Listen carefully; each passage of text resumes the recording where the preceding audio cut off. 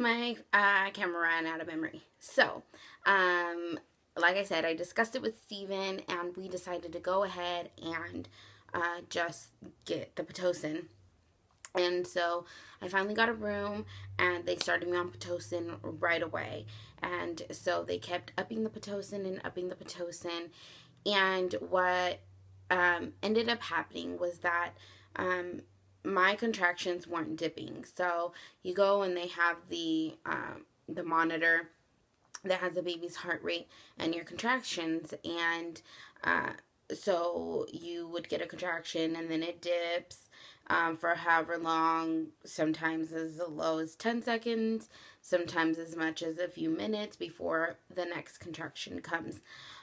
So what was happening was that my natural Pitocin for my body actually kicked in, and then I also had the artificial Pitocin that they were pumping in me. And so what was happening was that my contractions were reaching their peak and dipping like a tiny bit and then going right back up. So I wasn't getting any relief. They weren't coming back down. So it felt like I was having one huge contraction for like 5 minutes at a time.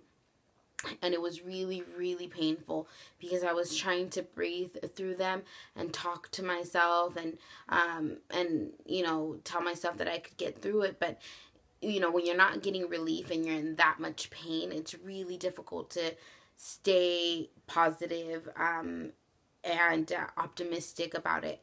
And so I looked over at Steven's mom, and she had this face of concern, which, if anyone knows her, she is the most calm person I've ever met. No matter what the situation is, she's always just so calm and peaceful and positive. And when I looked over at her and I saw that look on her face, I knew that it wasn't me just being a big baby.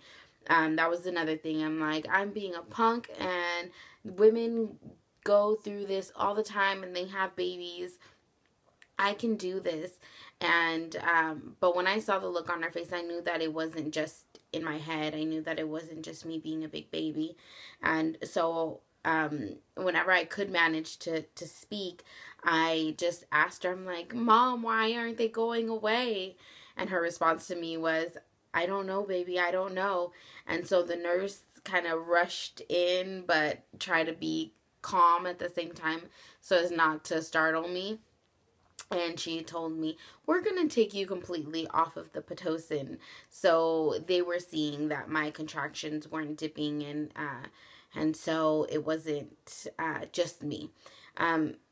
They kept checking me, and I still was at a 2, maybe a 3. So the hours are going by, I'm not progressing, and I'm having these ridiculous contractions. And so I finally made the decision to get an epidural.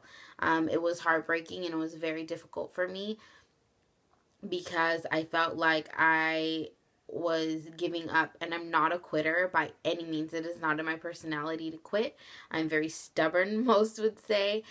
Once I have set my mind to something, I more than likely follow through. It's just in my nature to do so. That's how I was raised. That's who I am. And so to give in and get the epidural was a difficult decision for me, but I knew that ultimately I wanted my baby to get here nice and healthy, and I did not want a C-section. And so when I weighed out all the options, I knew that that's what was best for me.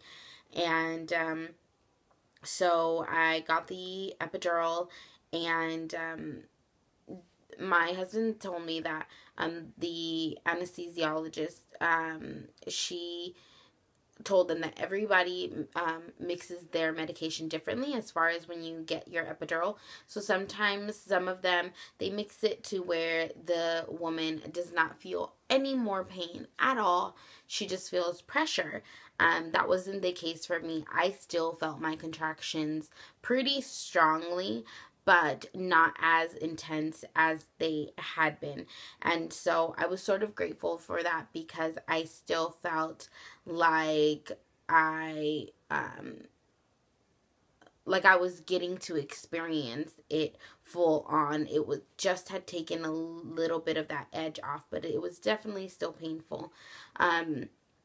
So I got my epidural. They had me lay down flat on my back for 30 minutes to make sure that it was even.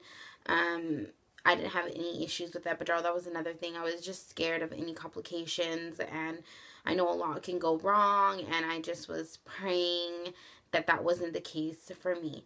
And so everything went well. Now, at this point, Elena's heart rate was kind of just steady, which was making my nurses and my doctors uneasy, because she was okay. She wasn't in distress or anything, but they couldn't tell. Usually when a woman has contractions, the baby's heart rate sort of goes up, and so it kind of shows on the monitors. That wasn't happening, and so what ended up happening was that they had to actually stick the monitor inside of me and onto Elena's head inside of me so that they could monitor her heart rate. And then she still wasn't responding. Sorry, I'm getting comfortable. She still wasn't really responding that well, so they had me lay on my right side and wait a few minutes and nothing. They had me lay on my back and nothing. My baby girl, she's a particular one, that's for sure. And so they finally had me lay on my left side, and that's the side that she preferred. That's when her heart rate started going. My contractions were still intense, but they could tell that I was having contractions, but they couldn't tell the intensity of them. So then again, they stuck another something in me to monitor my contractions intensity. So I had a catheter in me. I had the monitor for her heart rate and a monitor for my contractions intensity, all in there. So, and I had to stay laying on my left side because that's the only way Elena's heart rate would show up. So we stayed that way for a few hours. At this point, my team, let me tell you, my team of support, my best friend, my husband, and my mother-in-law were the best group of support that I could have had. They always made me feel like I was doing an amazing job, even when I felt like a quitter. And they just were so supportive and so loving. I'm like tearing up thinking about it. I couldn't have asked for anyone better. Anyways, poor things, they stuck it out. They were staying awake with me. And so finally, it was a shift change. So the nurse came in and she let me know that she was a new nurse and yada yada yada, and that she was going to check me. And so she checked me and I was at a 10 and it was go time. And my best friend was really excited at this point. What my nurse ended up doing though was having me practice push a few times, and what she realized was that baby girl wasn't responding as well to me pushing as she was to the contractions, meaning she wouldn't move down when I pushed as much as she moved down when I had a contraction. And so my nurse decided that there was no point in me overexerting myself and pushing if nothing was really going to happen, and just to let my body do what it was going to do. And so she said to just let me progress, and she was going to give me an hour and then we would go from there. So that was about 8 o'clock. So at 9 o'clock, we got going and we started pushing, and she knew that this baby wasn't going to take very long to get here. So she called the doctor, and so as they're prepping, I was going to have to lay obviously on my back. So no longer on my left side. And as I was doing that, I realized that I had really painful pain in my upper back, and I kept asking my mother-in-law what that was. It went from being uncomfortable to extremely painful to like it was excruciating. It was almost as bad as the contractions that I had been having. It was that bad. And my mother-in-law realized that I had back spasms. The nurse said that it was probably because I was hyperventilating, and I was like, I wasn't hyperventilating, I was just breathing. She's like, no sweetie, you were breathing really hard, which caused you probably to hyperventilate, which caused the back spasms. So now it's time to push. and I had this excruciating back pain. And so I'm pushing and crying because, well, not really crying, but in so much pain, and not because I'm pushing her out, but because it's back pain. So you have to count to 10 and hold your breath and push, and I'm holding my legs, and this pain in my back was just, it was so hard for me to concentrate on pushing Elena out when this pain was in my back. And so I kept apologizing to the nurse and to the doctor, but I had such an amazing doctor. He massaged me down there and basically helped baby girl come out. And so she was born at 9:35 a.m.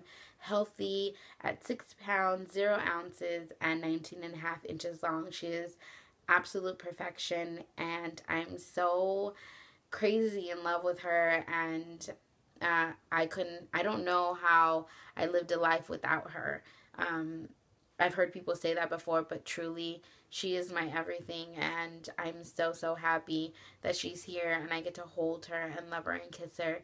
And so, yeah, that's my labor and delivery story. If you guys have any questions, please feel free to leave them below. I do have some videos planned, and I will be posting them, I promise. Just give me a minute to kind of get back into the groove of things. I love you guys so much for supporting us through our infertility journey and our pregnancy journey, and now our journey of being parents to this amazing baby girl. So I love you guys, and I will talk to you guys really soon. Bye!